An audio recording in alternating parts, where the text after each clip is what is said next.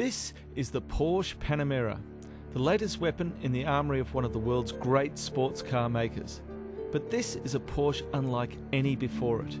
For a start, it's not a sports car, it's a Grand Tourer.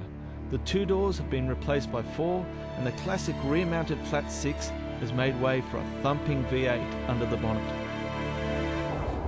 Now normally we'd test a Porsche at a racetrack. So what are we doing out here in the middle of nowhere? Well, we asked Porsche the same thing, and they said a Grand Tourer deserves a Grand Tour. And there aren't many grander tours than a lap of the land down under. 17,000 kilometres, 33 days, and more kangaroos than an episode of Skippy. So we've got 2,500 Ks to do over the next 3 days. It's a fair old drive, so I think we better get cracking.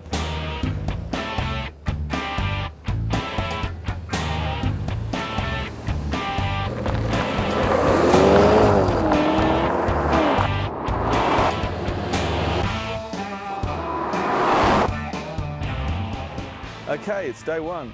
Sun's just coming up and we're in sunny downtown Alice Springs. So today we're travelling from here through Tennant Creek to Camberwell, a total of 981 kilometres.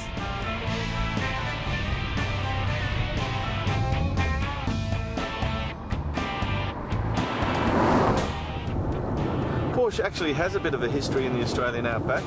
In 1953, a Porsche 356 competed in the Red X Round Australian trials, and we're actually retracing those steps on this trip.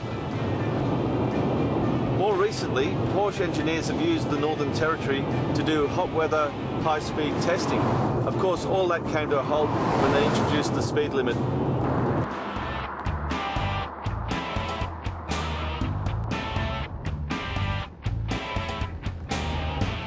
All right, we're only 10 minutes out of Alice Springs and already we've gone tropo, literally.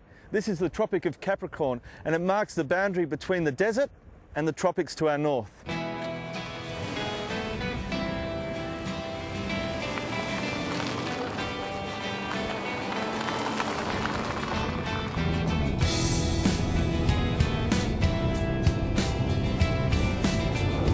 Now it may seem strange at first to bring a luxury German sports car to the Outback, but this thing's actually got quite a bit in common with your big Aussie V8. It's got a big spacious cabin, the seats are nice and comfortable, it soaks up the bumps well, and there's a big lazy V8 under the bonnet that's surprisingly economical on the open road.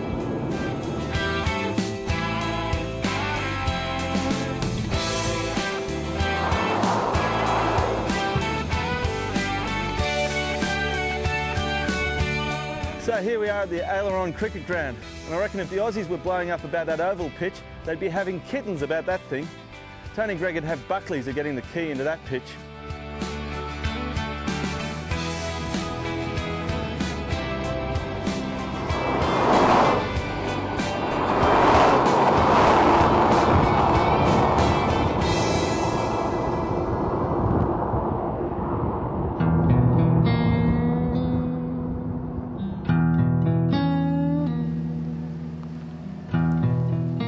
This is Barrow Creek, and it's a place with a fairly gruesome claim to fame. This is where British backpacker Joanna Lees fled to when her fiancé Peter Falconio was abducted and murdered just up the road. I don't think I'll stay too long.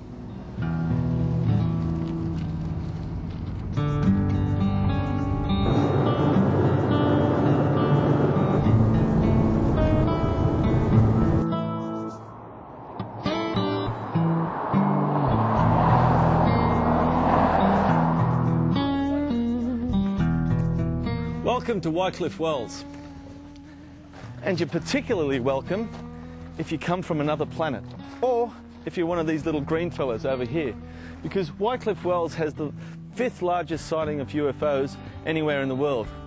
Now I wonder if the locals think a Porsche in the Outback qualifies as a UFO sighting.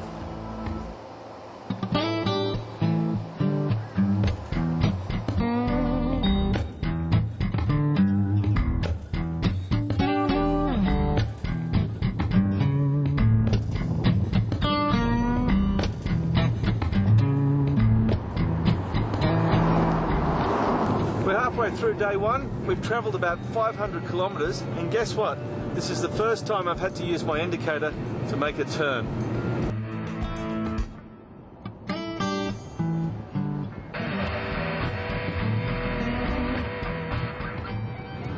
Oh yeah, and I forgot to tell you, that was the last one.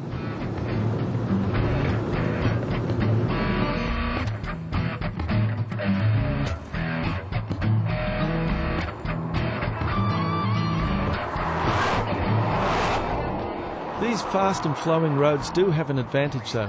We're making pretty good time in the Porsche, especially with the 130 km/h limit on Northern Territory roads. But we have to make swift progress while we can, because as the sun fades from view, the Queensland border and the state's lower speed limits are just over the horizon.